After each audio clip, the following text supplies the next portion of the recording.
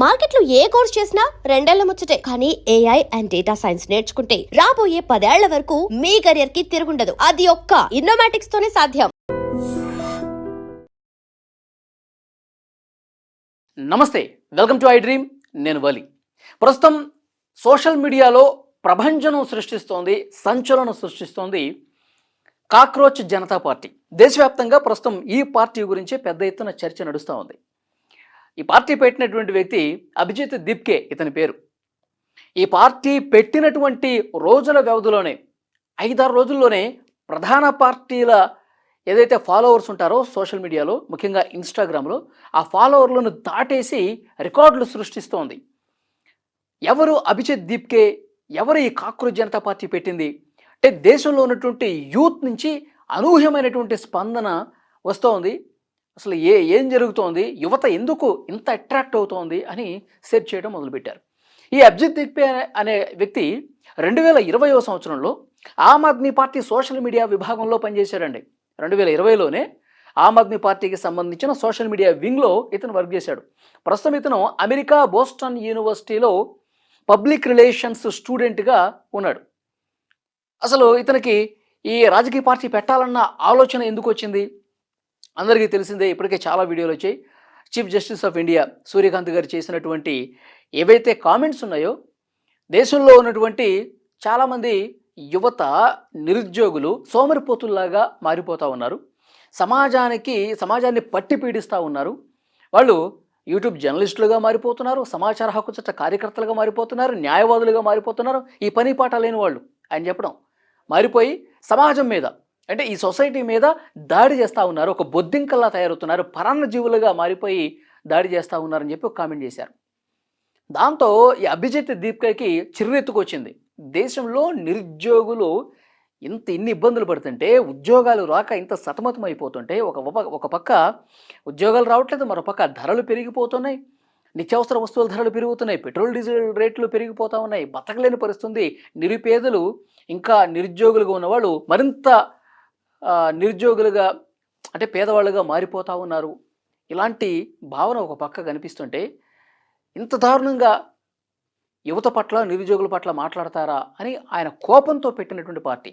ఆయన బొద్దింకలతో కంపేర్ చేశాడు కదా, కాక్రోచ్ సమాజం మీద కాక్రోచ్ లాగా దాడి చేస్తున్నారని చెప్పేసి అన్నాడు కదా, అదే పేరుతో కాక్రోచ్ జనతా పార్టీ అని స్టార్ట్ చేసేసాడు. కాక్రోచ్ జనతా పార్టీ అంటే ఎవరైతే సోమరిపోతులా ఉంటారో, అంటే శారీరకంగా కాదండి, మానసికంగా వాళ్ళే నా పార్టీలోకి జాయిన్ కావడానికి అర్హులు అని చెప్పాడు.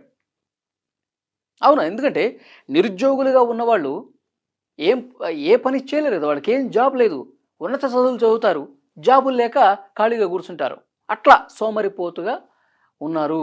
అలాంటి వాళ్ళే నా పార్టీకి కావాల్సింది. ఈ ప్రభుత్వ విధానాల్ని బలంగా క్వశ్చన్ చేసేవాళ్ళు నా పార్టీకి కావాలి. తర్వాత ఎప్పుడు సోషల్ మీడియాకి అతుక్కుపోతారు చూసారా? సోషల్ మీడియాలో యూట్యూబ్ కావచ్చు, ఫేస్బుక్ కావచ్చు, వీటిల్లో ఇవి చూస్తూ కాలం గడిపేస్తూ ఉంటారు చూసారా?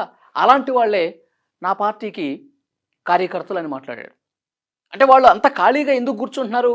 ప్రభుత్వ విధానాల వల్ల ఉద్యోగాలు రాక ఇంటికే పరిమితం అయిపోయి సోమరిపోతుల్లాగా తయారవుతున్నారు. ఇది ప్రభుత్వ నిర్లక్ష్యం అని చాలా వ్యంగ్యంగా కౌంటర్గా ఆయన మాట్లాడినటువంటి పరిస్థితి ఉంది. సో ఈ కాక్రోచ్ జనతా పార్టీకి పెద్ద ఎత్తున ఫాలోవర్స్ పెరిగిపోతున్నారండి. అంటే 3 రోజుల్లోనే భారతీయ జనతా పార్టీకి సంబంధించినటువంటి ఫాలోవర్స్ని మించిపోయారు, కాంగ్రెస్ పార్టీకి సంబంధించినటువంటి ఫాలోవర్స్ని మించిపోయారు. ఇప్పుడు దాదాపు కాంగ్రెస్ పార్టీకి 13.8 మిలియన్ల మంది ఫాలోవర్స్ ఉన్నారు ఇన్స్టాగ్రామ్లో.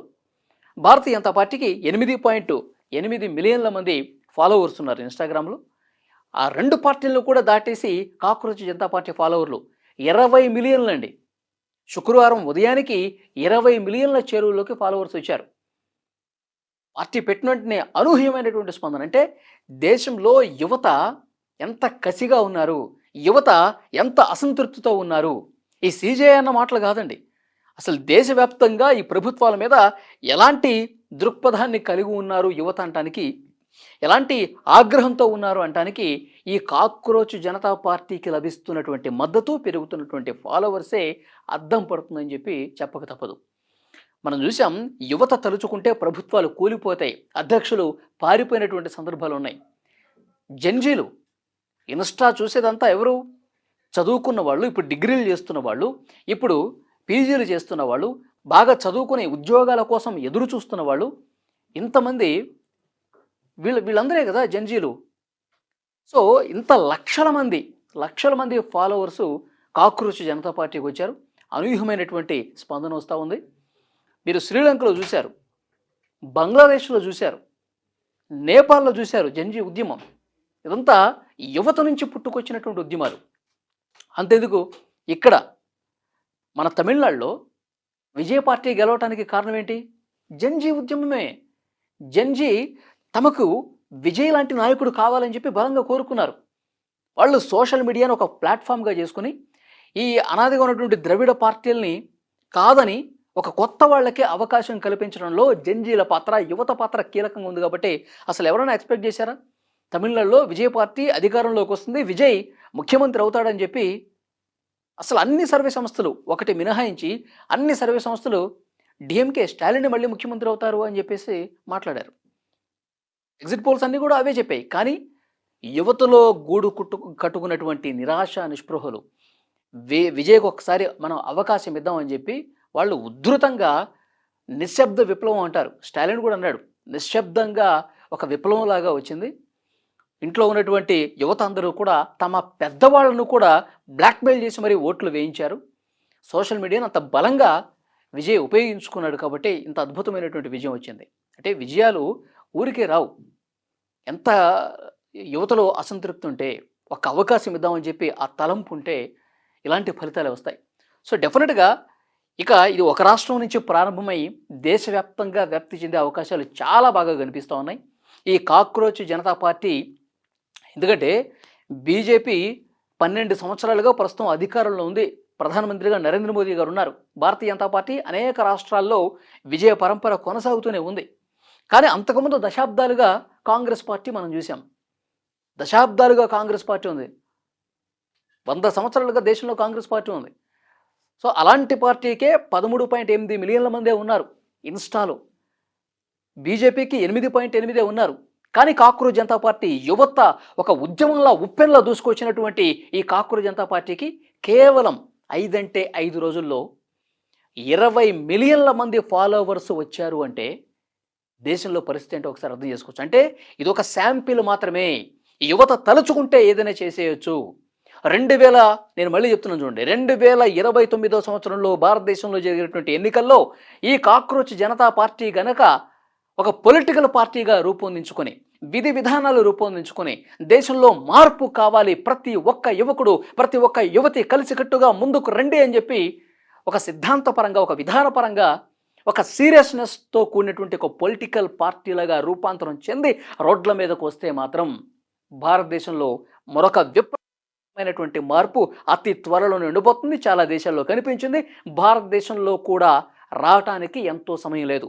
ఈ పాలకుల విధానాలు ఇదే రకంగా కేవలం ఓట్ల రాజకీయం, పార్టీల రాజకీయం చేస్తే